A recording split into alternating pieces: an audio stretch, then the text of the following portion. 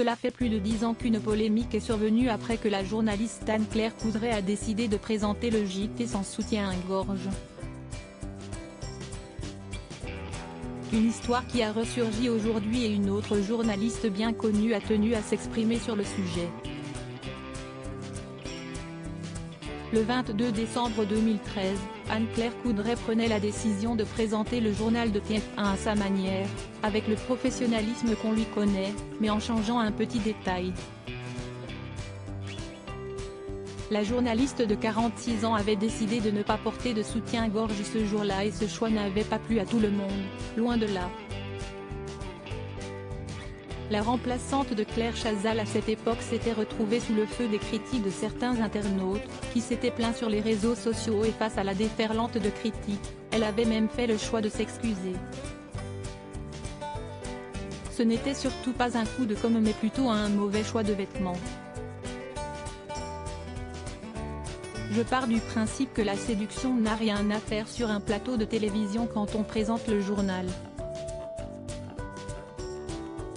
C'était une question de matière de robe et je ne suis vraiment désolée, en espérant que les gens n'ont pas été choqués.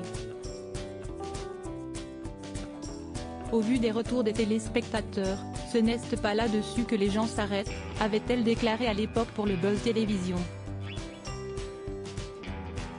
Une affaire que l'on pensait désormais close, mais le site Reportage Photo a fait le choix de reparler de cette polémique le 8 mai dernier et le sujet a interpellé une autre journaliste bien connue, surtout des amoureux de sport.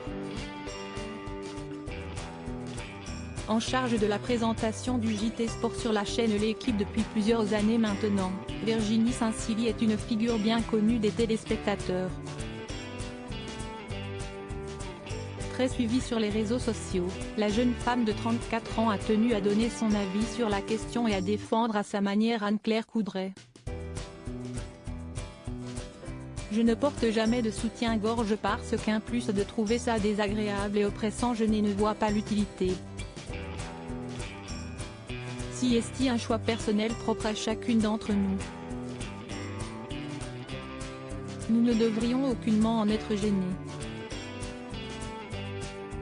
Et certainement pas nous en excuser, a-t-elle répliqué le 11 mai dernier. Une parole forte de la part de Virginie Saint-Silly, qui a tenu à apporter son soutien à sa consoeur, qui a certainement eu le temps de s'en remettre depuis.